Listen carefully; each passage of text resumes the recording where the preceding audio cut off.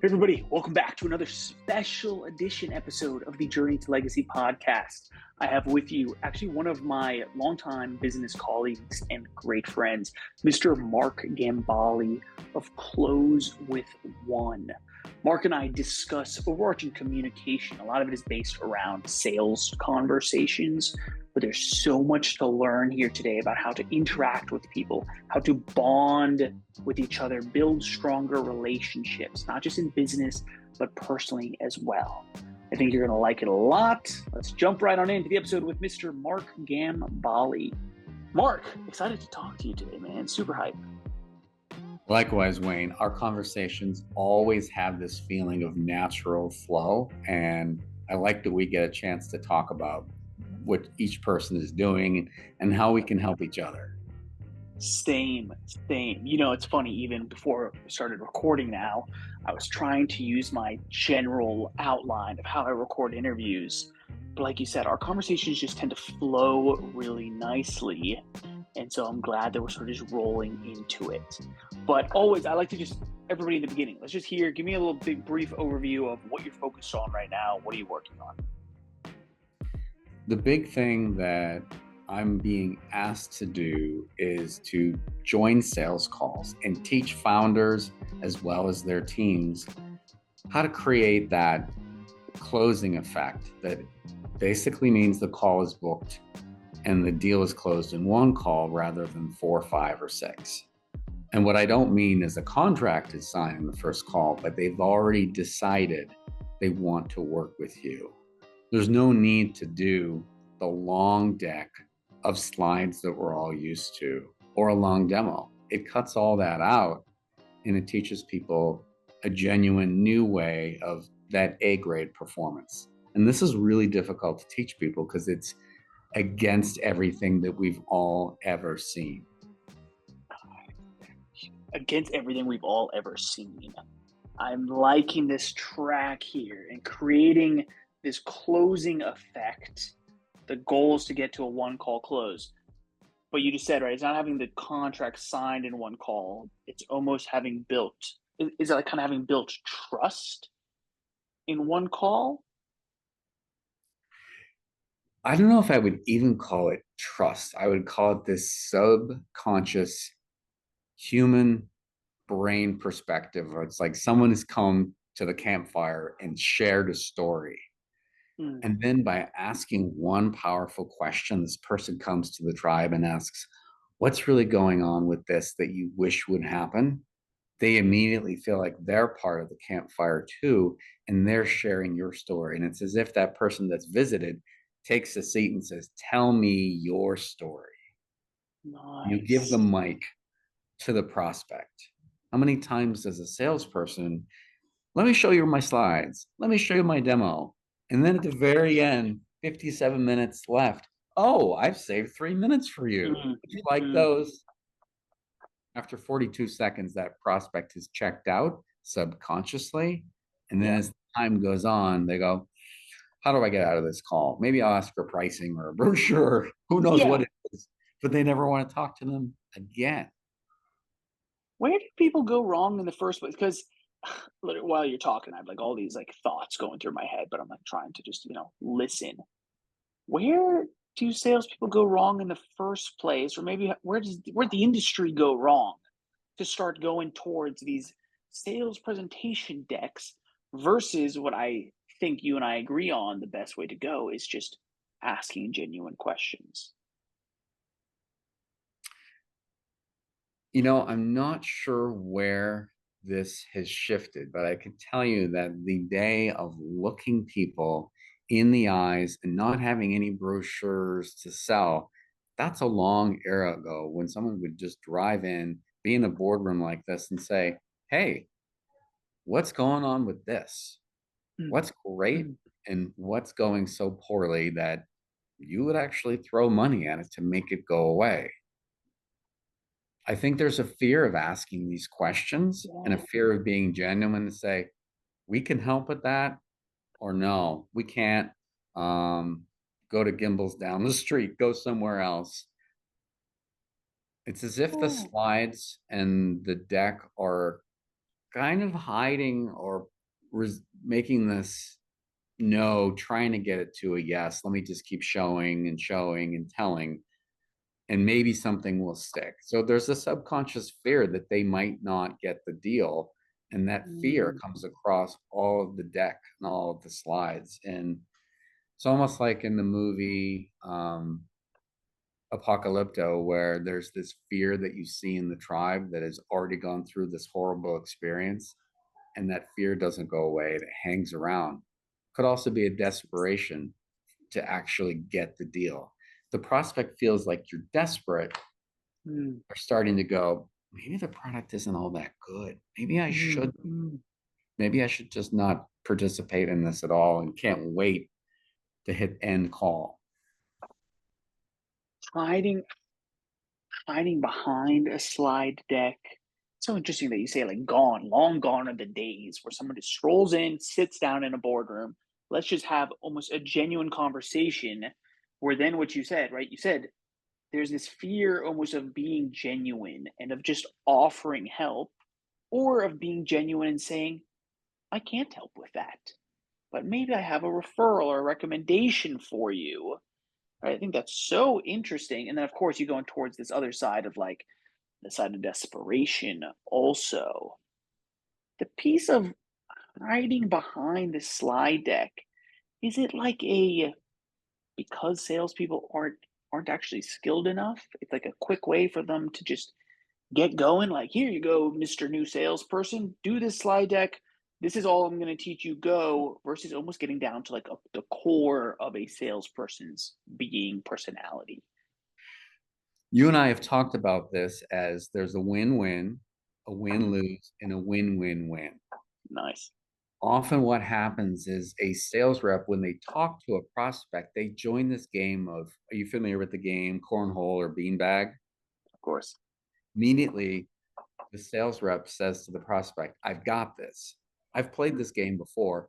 My product's good for you. They'll grab the three bags, throw first one. Oh, I missed. Throw the second one. Oh, I missed. The third one.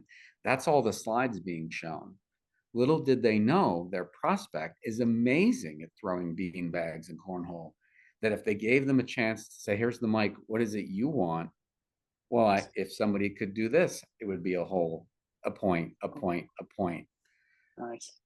So it's not realizing that the prospect actually has all the skills and the ability to shine the light on what needs to happen. But the sales rep might feel like, well, I've got this, I know it, I need it. So I'll just rush through the presentation. I'll take over because I know I'm right. I was playing tennis with Cher the other day. And another example is imagine playing tennis against your prospect. Well, you're the first person to serve. Let me show you how good my serve is, and I'm gonna do an ace. All of a sudden, the prospect is like, all right, we just went from love to 0-15. And they're like, man, this guy's really hitting me hard with all these points. Well, they're Right. like, well, let me show you my another ace. And at the end of it, Mm, the prospect feels like they've lost because someone's taken over yeah. the conversation, taken over the game. Mm, mm, Imagine if it becomes doubles tennis where it says, hey, we're on the same team. Our goal is to solve that problem over there. So you and I work together. And why don't you serve first? I'll take the net. So it's a game theory mindset.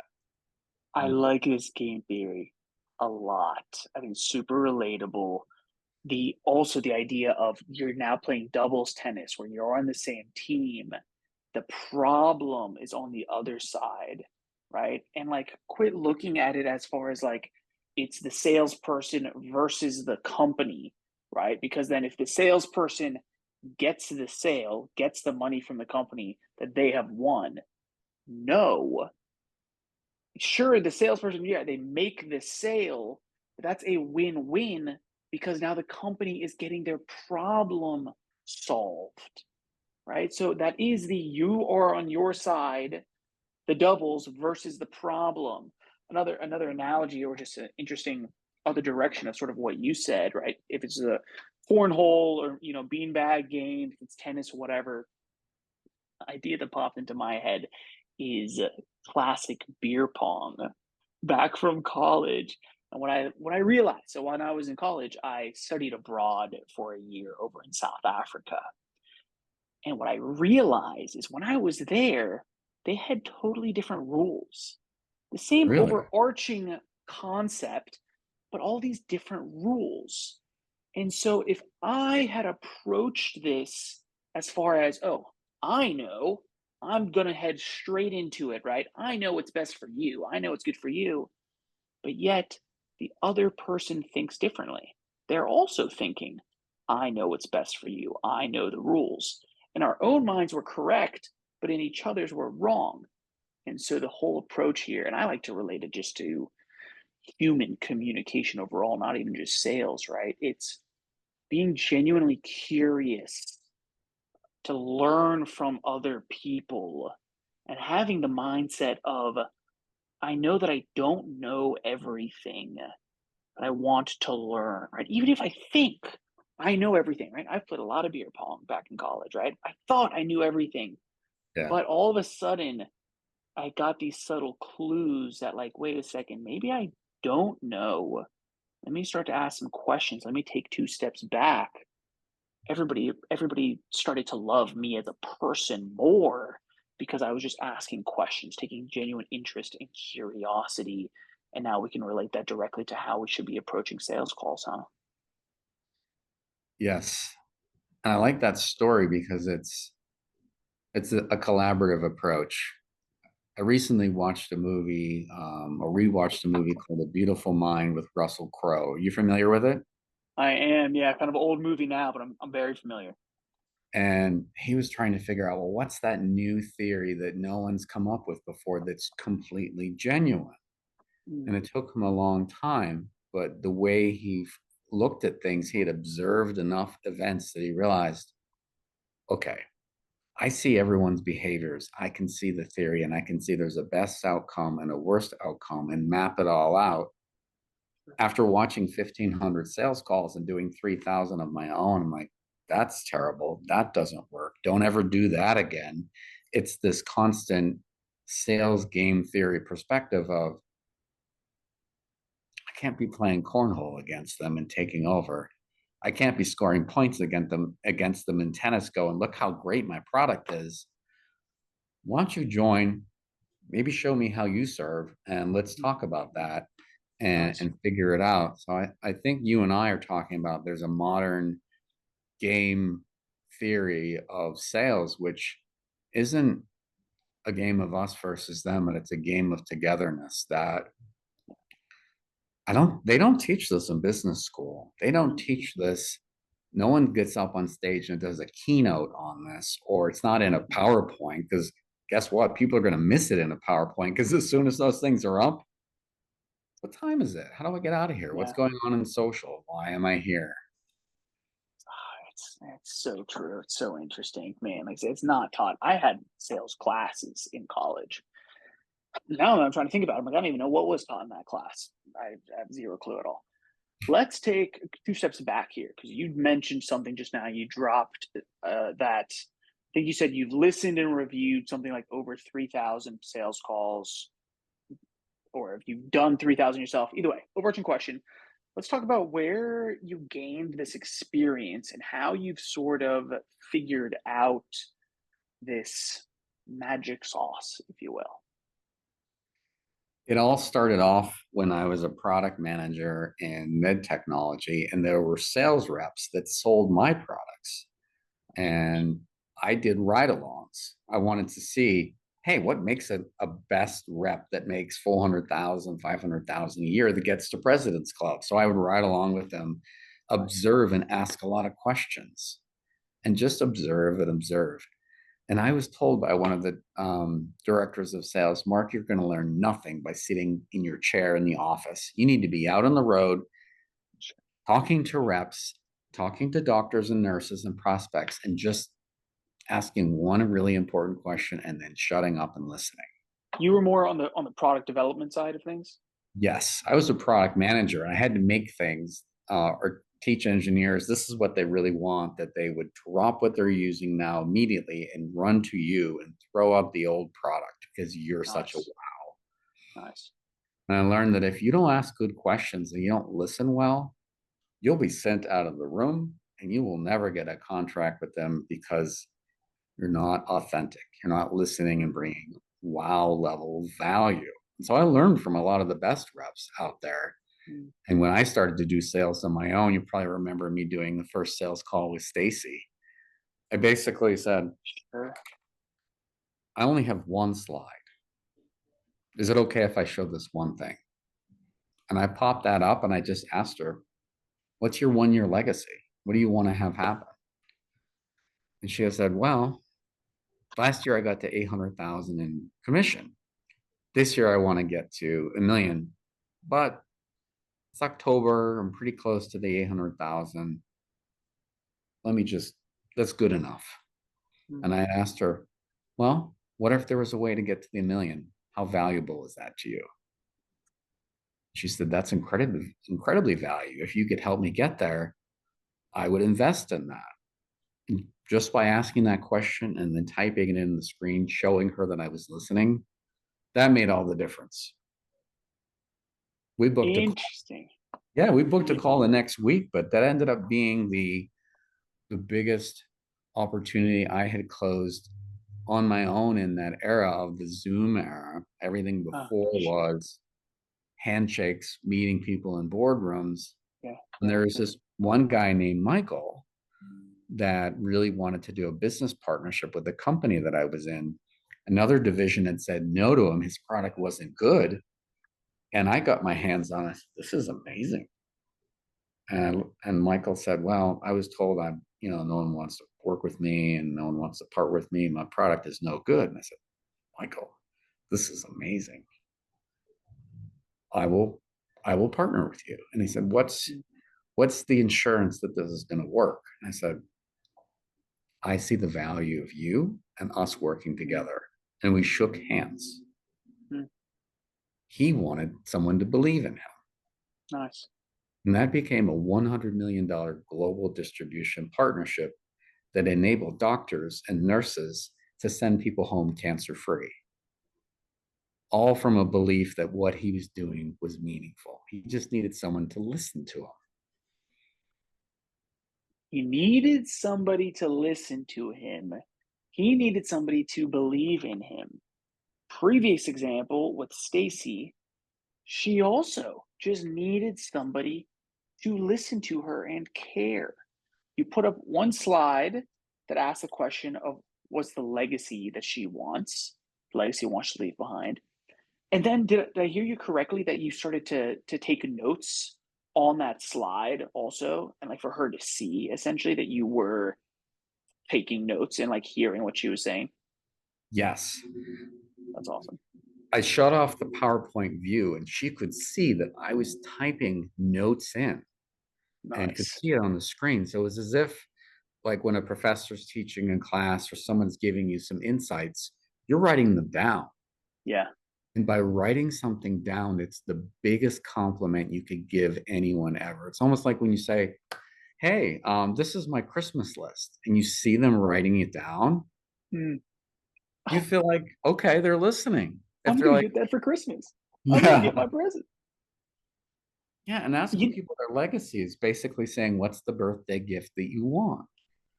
yeah, well, it's asking what's the most important thing to you in your entire life. It's once your life is over, what did you want to have achieved? Who do you want to be as a person? So obviously, this is something that's near and dear to my heart with my company being called Journey to Legacy. But let me just take two steps back here. The writing notes thing, as you can see, people that watch videos, I take a lot of notes, okay? Mm. Whether it's on by paper, pen, or if it's on the computer. I don't know where I heard this in the past, where I learned it, but I one time was advised to tell people that I'm taking notes. Mm. It's this extra thing, and I can't remember where when it was because it could have happened whereas like it looked like I was distracted. And so somebody was like they had asked me, "Hey, what are you doing? Are you taking notes?" And I was like, "Yeah, I am." They're like, "Okay, well, we just wanted to know right? And that's maybe where it clicked. Or maybe someone did psychologically tell me, like, hey, people really appreciate you taking notes because they then feel heard and seen and they can tell you're engaged. So you should tell them. So I don't know where it came from, but it's a unconscious thing that I now do in almost all calls and discussions that I have is that I actively share that I am busy taking notes. And honestly, I don't know if I've even realized it recently at all until just now that like I think this is a big piece of the puzzle of why I connect with people so well. It's because just that simple fact shows them, hey, this guy cares. This guy's actually listening. He isn't looking at his phone. He isn't surfing the web while we're talking. He's not distracted. He is focused and he actually wants to remember later. He wants to be able to look back in our conversation later. It's a gesture of respect, Nice. and I care. I care what you're talking about. And I love that you draw attention to the fact that I'm not distracted. I am going to be taking some notes. What you say is important to me. There's times when I will tell people I might be taking notes. And would it be okay if I recorded this for the Nice. only purpose that my notes might not capture the emotion of what was really important to you? So I'd like to go back to it because when I hear you say it again, the one thing that I thought was the most important, I'll hear it differently and go, wow, that's really where we start the conversation off again next time. Because Mm, that's really what matters the most, not where we started. Because Stacy's notes might have said, hey, I really want to get to $1 million. Well, great. sure. But maybe she wanted that money for some other purpose, a foundation, a legacy, a nonprofit Nice. that she Nice. wanted to give to, or something that she wanted to lift up that had nothing to do with the dollars, but had something to do with the purpose. And I Beautiful. heard you just talk about journey to legacy and purpose. Tell me more Yeah, about that and what's driving you or inspiring you to do that, and where do you want that to sure. go? Sure. Just to touch on the whole thing about Stacy real quick here again, right? That maybe you are in because you're in a sales mindset. You hear okay, she wants to be $1 million, and so as you're taking the notes of $1 million, you miss that piece of because she wants to be able to donate more to a charity. And now by reviewing your notes later on, you realize the true why behind it. And so now for your next call, your next conversation, it's not as much approaching it as in, hey, I'm going to hit you, help you hit $1 million. It's, hey, I'm going to help you fulfill your purpose of helping others, of giving back, right? Which is so, so important. And so for myself, for Journey to Legacy, that is, I mean, that's it right there. So what we do is we're focused around personal and professional development, but specifically communication based, emotional intelligence, EQ based. Hmm. And a lot of it's what we're talking about here, right? Like Mark, obviously we've known each other for many years. Like we've had a lot of these conversations and we've grown and developed, taken similar classes and worked on similar things. But what I have found, so I'm not just so focused on sales as far as the overarching, if you develop your communication, if you develop how you build and grow relationships, and thus how you if you develop how you can make other people feel, that is going to allow you to leave a legacy on this world. Not only is it going to allow you to achieve the legacy that you think top of mind, it's actually going to be the legacy in itself the end of the day, right? So I've been running my podcast for since 2017 is when I originally started, Hmm. right? It wasn't always taking it super seriously. It wasn't always super consistent. But once I started actually the Journey to Legacy brand in the podcast, I would always ask, there was just one scripted question. At the end, it's what does legacy mean to you and what's the legacy you want to leave on this world? Mark, can you guess what some of those answers may have been? Well, it varies by person. A And little. most of it has very little to do with dollars and cents. It has to do with purpose. And people will often look at themselves and go, why am I here? Why am I Yeah. bad at this? Why am I good at this? Like, what should I be doing with my time? And how much do I have left? And Mm. I like how you talked about lifetime legacy. I often find people that can't measure the lifetime piece and go, I don't know how long my life is going, but I got Yeah. 6 months or a year. Maybe I can do something meaningful in that time period. And if there's someone that they can work with like you that can help them, all right, how do I move my whole life forward? The Yeah. Yeah. EQ, the IQ, getting out of bed, having a coach that can help them identify the why. Simon Sinek's Yep. great at the why, but there's so many people that need this why help. And then the how. I often focus on Sure. the how of wow, but you're talking about the how. So paint the picture of the types of people and organizations you really help work with Sure. to get them to that Sure. next place. So I work with a lot of coaches actually in themselves and consultants, but mostly I work in the nonprofit space. Actually, I like to social entrepreneurs are like a good way I like to think about it. So even if you're not running an actual nonprofit, if your entrepreneurial venture is for the greater good, you want to help others. That's who I work with. But to take two steps back here, real quick, right, Mark? I asked you the question of right legacy. What do you think people are answering this question that I'm posing of what does legacy mean to you? What's the legacy you want to leave on this world? And you're incorrect that it varies a little bit person to person, of course, right? Especially if we're talking about what do you feel your purpose is in this life. But you were spot on the money that people aren't answering about dollars and cents. They are answering, and I have my notebook in front of me here about all my interviews, right? Because obviously I'm taking notes while we're talking here. And time again, people talk about the legacy they want to leave is essentially how they want others to feel. It's their impact on others. They want to be inspirational, right? Here talks about, I want to help others fulfill their purpose. I want to act as a permission slip for other people to make positive change.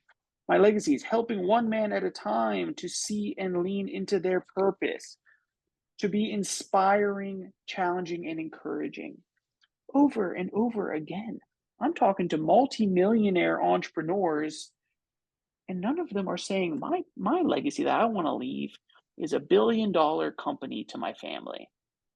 There is this underlying idea, sure, everybody does want to leave security, money security to their family and their friends, Mm-hmm. but the legacy is actually around how they want to make others feel. And so that's what we're focused on a journey to legacy is teaching you how to become the person that is going to make others feel a certain way. Because I'm sure a lot of people have heard this, people don't remember as well what you did, but they remember how you made them feel. And I think that's the piece that is so important in the very beginning of a conversation. How are you helping them feel amazing about something? I'm not sure what it is about the human mind that does this, but usually we only want to listen to someone's story up to maybe 30 or 40 seconds at a time, which then gives a chance to respond. But if you talk too long, you forget what mattered and you're just kind of like, all right, well, I guess that doesn't matter. I won't even talk. Yeah, so true. So true. People just, oh, their attention spans are so short and they're constantly thinking about what am I going to say next. But so this ties really nicely back all the way around to exactly what you're working on with helping sales directors, but also directly with your new show, your new podcast. I think it's titled something along the lines of Stories I've Never Told Before. Tell us a little bit about what's going on. Great question. I often find that people have a story that they've been through, a rough day, a battle, or something that they were up against, and they've never really told the story of something that happened in their life that made a difference for others. Mm, And just asking people what's the legacy, we eventually get to that place of what's that thing that they've never shared with anyone before, that's a nugget of knowledge that helps us all realize something different in ourselves that we didn't know was there. And by CEOs that are already at their point of providing so much legacy help to others, or ones that are envisioning, I want to get there, mhm. every single person, every step of the way can be a better self and help others feel more amazing as they go through this journey. I'm always impressed and amazed by you, the vision and the heart that you have for people at your age. It's incredible seeing and talking with someone like you. I don't know where this comes from in you, but you have such a gifting for helping people take those next steps. It's as if you've already lived a lifetime of experience and you bring it right now to the moment where people need it. And you're not this professor instructor of I know all the answers. You just ask these incredible questions with extreme curiosity with your notepad there. And Yeah. tell me more about that. Yeah, I mean, hey, Mark, I appreciate it. It's curiosity. That I'm just a very curious person, right? I'm just here to learn, and I know that I don't know. That's it. I know that I don't know, so I better listen. Better be curious, and that causes people to know, like, and trust me. But this, your new show, right? Stories I've never told before. I think is going to be very interesting. I'm super excited to tune in because although you're asking people about the legacy they want to leave and how the stories they've never told before, this lesson they want to share they've maybe never shared before, right? The whole show is going to be a really great example around how to ask questions, actually around how to become an A+ salesperson, right? Because the show isn't meant, you're not going to be trying to sell these people, right? But the whole underlying principle of how to become a really good salesperson here is how to correctly ask questions, emotional questions, right? To get people to be bought into you on that first call. And so I'm super excited to hear the stories, but to hear the underlying of how are you actually doing these interviews, because I think I'm going to learn a ton. Everybody out there is going to learn so much. And that's what it's about, is teaching people the methodology of close with one by serving and asking that one meaningful question and putting everything else aside. Mhm. No PowerPoint, no pitch deck, no talking 80, 90% of the time. Pause that and just start with one to close with one. It's that simple. Love it. I know as we wrap up here, I just want to share. I am busy reading the book Super Communicators. Who it's by, I don't remember, but I'm sure there's not many other books called Super Communicators. So everybody can go find it pretty easily. There is a story, a study that was done where they matched up two strangers and they gave them a list of about, I think it was something close to like 30 strategic questions. Actually, when they did the study the first time, the questions weren't really that strategic at all. Everybody was just like, oh, let's have them ask this question to each other. Oh, and then let's have them ask this question. The questions gradually got more and more intense and personal and emotional. Hmm. And essentially, the findings of the study were that by asking emotional, uncomfortable questions, it leads to a psychological bond between people. And like they thought that one of the hypotheses in the beginning was that like people wouldn't answer some of the questions. They'd be like, no, you're a stranger. Like, I'm not going to answer that deep emotional question that you just asked me. But what ended up happening was that people started to cry with each other. They started to hug. They started to thank them for asking and for caring, because nobody does that anymore. Everybody's afraid to ask. But if you come from a place of genuine curiosity and caring, people want to share. And in the study, people not only, it was something like 60% of the respondents ended up like seeking each other out after the study because they had formed actual friendships. So they wanted to just like be friends afterwards. One couple actually ended up getting married. It was something like, Really? some months later, but they ended up getting married because of it. All started with this one interaction around asking emotional questions. And that's what you're talking about. I love that. And the same goes back to you, Wayne. I can't wait to hear and see where Journey to Legacy goes and who is part of that legacy and what stories they get told. I often ask at the end of talking with people, what's that one legacy or purpose that matters to you that people could donate to, that could be a part of now? What foundation matters? What story do you want to have continue far beyond you? And I love having them share that because it's often stories that are very personal, that you would never be aware of. So I'll leave you with that. I know that's something near and dear to your heart as well, and your podcast and Yeah. where you're going. Yeah. I appreciate it, Mark. If I'll share my answer to that question actually is that one nonprofit that I work pretty closely with right now that is bizworld.org, actually, out of California. And they focus on youth entrepreneurship.